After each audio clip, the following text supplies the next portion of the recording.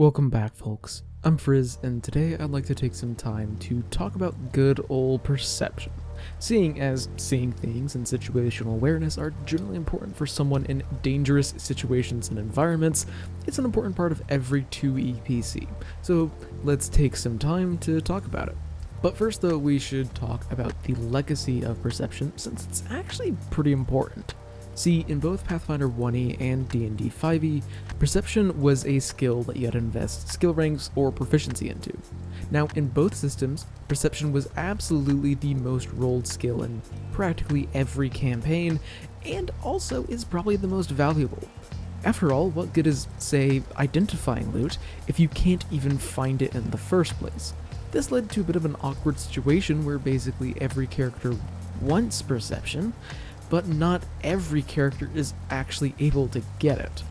If no one in your party had a good perception, you're going to be in for a very rough time. This led to a bit of an illusion of choice. If one skill is incredibly vital, and you have a choice to get it, you're gonna get it, right? Ideally in character creation, you want character options to be about as good as each other, rather than one standing high above the rest. But unfortunately, that's basically what perception was in previous editions. However, with 2E, Paizo looked at that and must have thought, well, if everyone wants perception, then why don't we just give it to them? And yeah, they did that. Perception is no longer a skill, it's just perception, it's on your character sheet.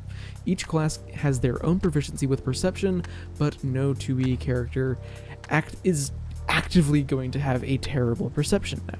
Yes, some classes absolutely have better proficiency than others, but no one is actively bad, which is a fantastic improvement in my eyes. And don't worry, in case you're worried that proficiencies don't matter, trust me, they do.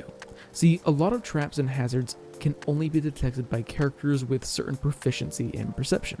Rules as written if a trap requires that someone is an expert in perception to find it, and then someone who is trained beats the DC, they don't spot it.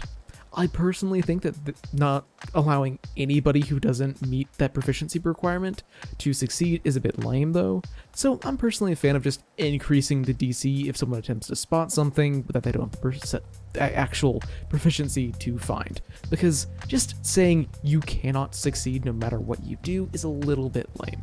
Also, perception might actually be more important than ever in 2nd edition when you really think about it, because the standard initiative check now is perception, which actually makes a lot of sense if you think about it. If you're aware that something is about to go down, then you're gonna react faster in a fight. This makes it so that everyone has a great reason to put points into wisdom, and it can really reward trying to find ways to boost perception. When it comes to actually looking around and actively using perception though, it hasn't really changed all that much in comparison to previous editions.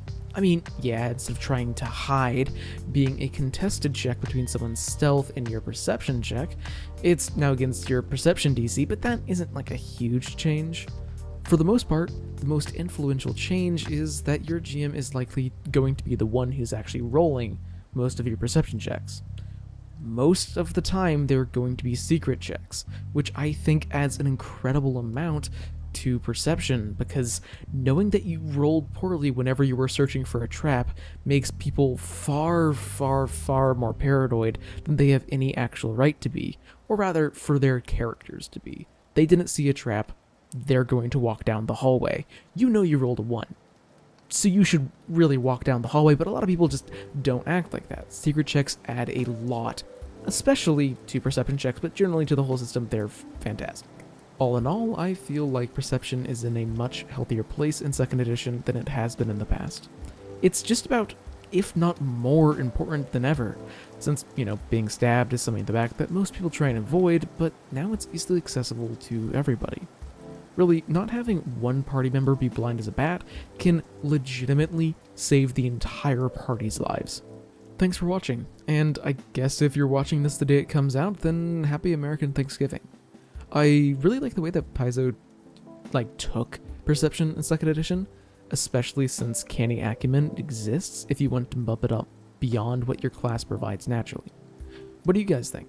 Do you like the change where perception is now just a universal part of every character? let me know in a comment down below. Regardless, until I see you next, live a wonderful life.